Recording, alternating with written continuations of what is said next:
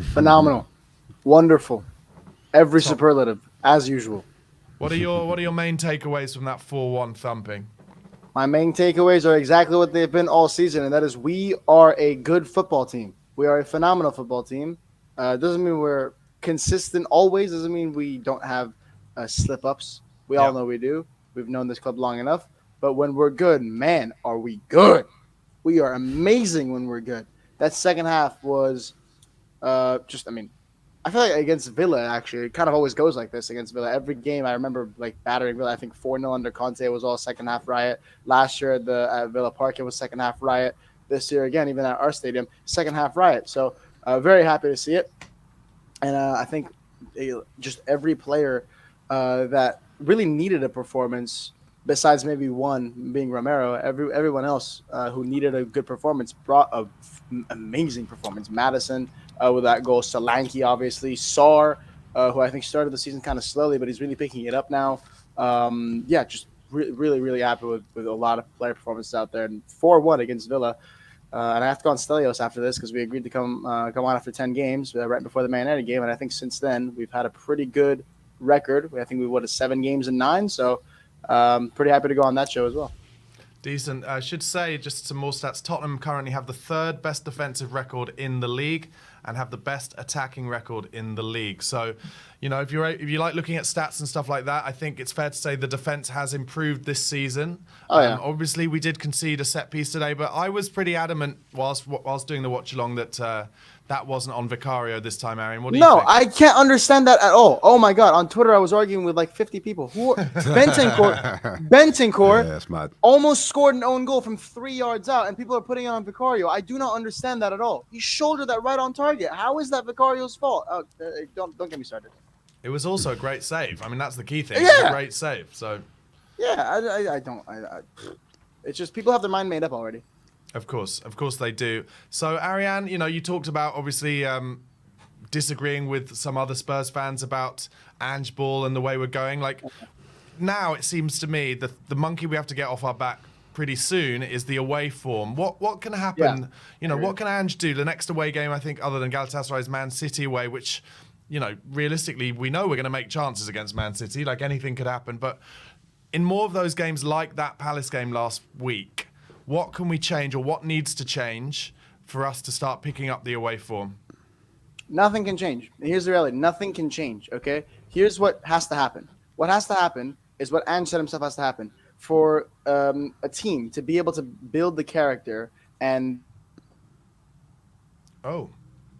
Ariane, what happened? He's there. Okay, you're back in business. You were just talking All about right, the characters, the character of the players and the characters. Yeah. So I was saying, the thing that has changed is for the players to be able to build the perseverance and the character to go not only to just away games, but to just stick out tough stretches of bad form, anything of that kind of sort. Ange said himself, you can either go buy it, you can either go buy the players who have the experience, who have the leadership, or you can wait to cultivate it in your own team. Okay? And he can't artificially create these situations. So we have to keep going and keep getting hit and keep getting back up. And I think maybe we're going to maybe get a result against Galatasaray and then fall to Man City or vice versa. Something like that's going to happen, but it's a patience thing. It's a patience business, okay, for the team to succeed. Like he said it himself, the only team that really did it quickly, and that wasn't even quick by like Guardiola standards, was Man City. Arsenal, who are like the benchmark for a project for whatever reason, they took 3 or 4 years. Like all these teams take a very long time to cultivate all these things, and so we need to give Ange that same amount of time because you can't change anything instantly. And I think that's the virus that has kind of creeped into the fan base, where it's like, why isn't this changing so quickly? Because it can't.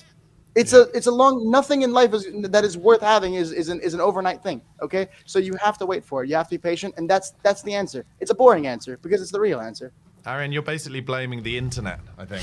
Basically, because the internet exists and people are just so reactive and they just want everything now. I'm just seeing a nice bit of footage here of Big Ange Postecoglou giving James Maddison a walking hug as he leaves the pitch. And you can clearly see he's getting right in his ear and just saying, mate, don't you worry. Like, you are vital to this. You are one of the captains of this side. Don't worry just because you weren't starting today. You are vital, and I think that's great man management. I think we'd all agree on that, wouldn't we? I think it's, and we talked, Brian was saying, it's a great position to be in where you can say, all right, Madders, you're not quite right for this today, and Kulusevski is, and you'll be in, and when you come in, you're going to score an amazing free kick anyway.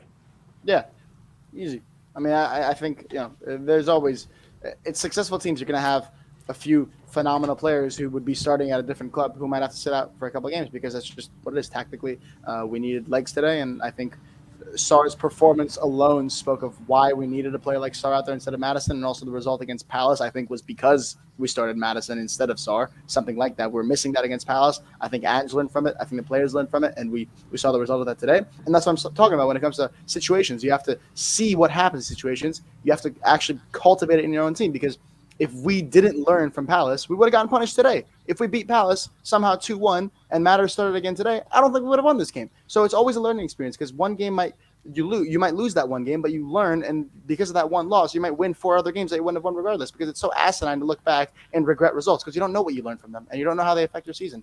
So I think that's what I'm kind of talking about on that front. And yeah, I think, again, it's really good for Matters to be on the bench, because I think what we had today in the midfield up until the last 10, 15 minutes where he did come in was what we needed. And also what Matters brought was what we needed then to take the pressure off, get that 4th goal, easy. ARIAN, you've spoken about a few positive performances. Mm-hmm. Who didn't have a positive performance in your opinion? For me, I would have to say, unfortunately, as has been, in my opinion, kind of the theme of the whole season, is Romero. I don't get it with him today. This whole season, I don't think he was bad. I don't think he was awful. I actually think it's probably one of his better performances of the season, but just he's not the Romero we all remember. I don't know why that is. Maybe even Porro, but I think Porro was kind of more okay-ish as well. He's at least consistently at the same level. I think them two were kind of maybe, and it's just really annoying to have to point them out, because I don't think they were bad. I just think I think everybody else was actually just very good. Yeah, I don't know what it is with Romero, especially though. I mean, he's just been kind of wishy-washy. How many times did he fall to the floor in a duel today? What is that? That's not Romero. That's not Romero. What is that? So stuff like that bothers me. Yeah, it's weird to say, but we look better with Davies 2 games in a row now.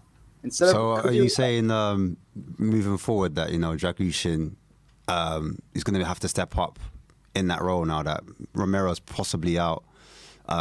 What do you think we can expect from our 2 centre backs? So we do have an issue with Mickey van der Ven out and Romero out. Could that affect us in Galatasaray, or if we're forced to play them again for Ipswich? Is that going to be a fatigue issue with both of those players playing back-to-back games? I'm more concerned about the fatigue thing than really the quality thing, because I think especially Dragushin has been so good every time that we've seen him, and I think Davies has been, like I said, phenomenal for 2 games in a row now. But the problem is, if you play them what's going to be probably 3 or 4 games in a row, that's when things are going to get a little bit tricky. So it's annoying, because I think everybody knows we should have gotten a backup center back in the summer. Everybody knows that, and we just didn't. So it's biting us now. Hopefully it doesn't hit us too hard. But knowing it's hard to buy a 4th choice centre back though, isn't it? It's pretty hard to get someone who's going to be willing to sit there and be 4th choice. But is it a 4th choice centre back, or is it a 2nd choice left centre back? Like, how are you going to frame it? If we have so many games, which we do, we have 2 sometimes 3 games a week. Like, they're gonna play. They're gonna play. And I think maybe hopefully seeing that how many players have gotten minutes this season, that can entice players to join us come January, or maybe even next summer. Because I think Ange has shown a willingness to rotate players like Mikey Moore playing, players like Bergvall playing, players like Archie Gray playing, pretty significant minutes. And like Ange said himself, if I buy these players and I don't play them, other youth players won't join us. On the flip side of that is seeing all these players play, youth players are going to be enticed to join. So hopefully that's the case. But it's annoying. So hopefully I think it's going to be 3 games until the international break. Mickey van der Ven should be back for the international break. We don't know anything about Romero.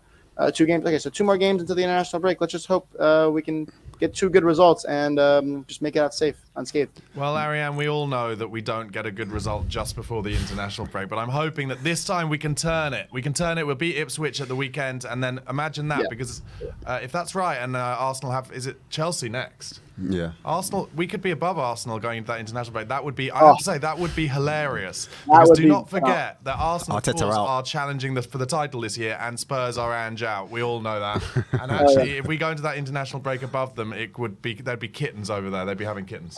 The last thing I was going to say before you go, because you did mention about, we should have brought a left-sided centre-back in. I think the reason why we didn't do that was because we're trying to keep the pathway open for the young centre-back that we do have that's playing out in Veskovic out in Croatia. That's right. But is that because he's not coming until next season? Do we have a problem if we don't get someone in? Because I would say that it's not just a centre-back issue; it's also a left-back issue as well. So how I would look at it is maybe would we not be better off getting a player that can do a bit of both, a bit like what City do. They've got a centre-back that can play left-back and a left-back that can play centre-back. So it kind of kills two birds with one stone to still allow the pathway of that centre-back, the young guy, to come in.